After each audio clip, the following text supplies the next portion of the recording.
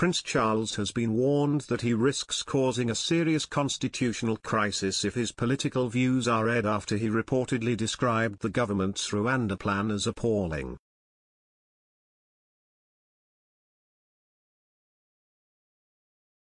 Under a deal struck by Home Secretary Priti Patel in April, migrants who arrive in Britain illegally face being deported 4,000 miles away to Rwanda. Future King Charles, 73, is said to have described the approach as appalling while speaking in private, and expressed his opposition to it several times.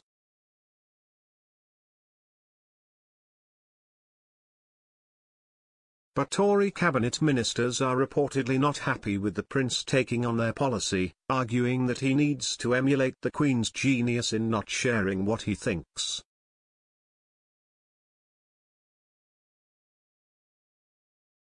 A royal source told The Times, he said he was more than disappointed at the policy.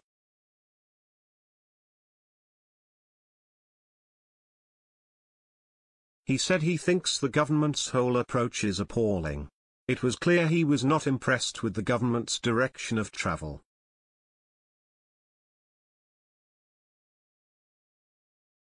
A senior cabinet minister later told the publication, "Prince Charles is an adornment to our public life, but that will cease to be charming if he attempts to behave the same way when he is king.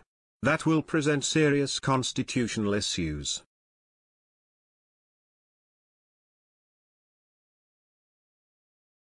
A lot of his views on architecture and horticulture are interesting, and I would always be willing to listen to them privately.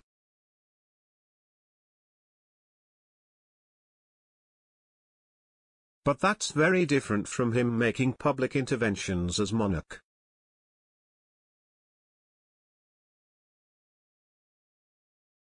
The Queen's genius is that most of us have no idea what she thinks.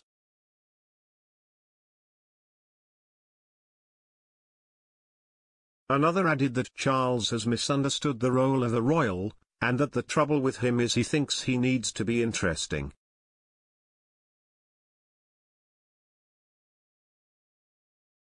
In a BBC documentary marking his 70th birthday in 2018, Charles said he would not make public interventions on such subjects once he was king, declaring, "I'm not that stupid."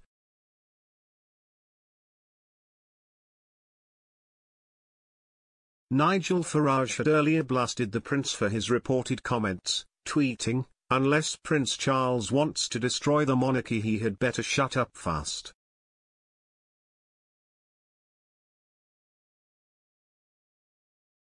A spokesman said, "We would not comment on supposed anonymous private conversations with the Prince of Wales, except to restate that he remains politically neutral. Matters of policy are decisions for government."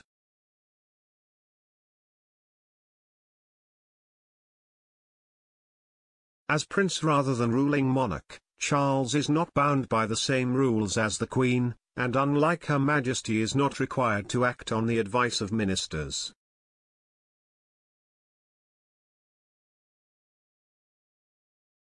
He is therefore within his rights to offer personal views on public policy in private.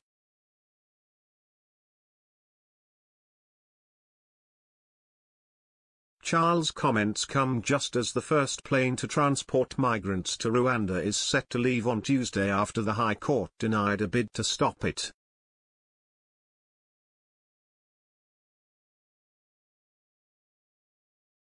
The prince himself is set to visit Rwanda for the Commonwealth Heads of Government Conference, CHOGM.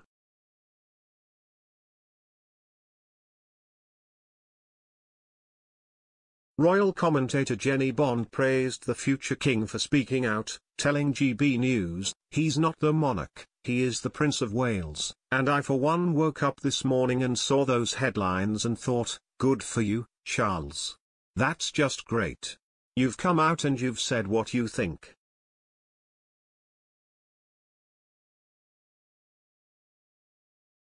In 2015, the prince defended his decision to write several letters to ministers, often known as the Black Spider memos for his distinctive handwriting, in which he discussed matters including a lack of resources for British armed forces in Iraq, the benefits of complementary medicine and the need for affordable rural homes.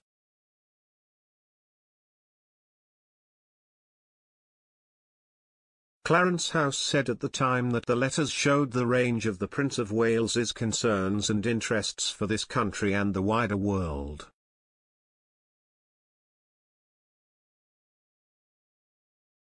The government has argued its Rwanda policy is crucial to deter channel crossings after more than 10,000 migrants crossed this year.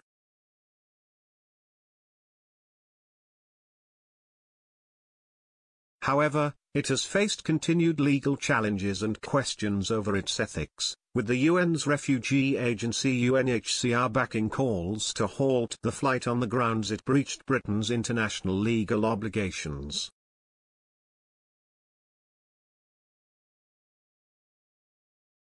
A government spokesman said, "Our world-leading partnership with Rwanda will see those making dangerous, unnecessary and illegal journeys to the UK relocated there to have their claims considered and rebuild their lives."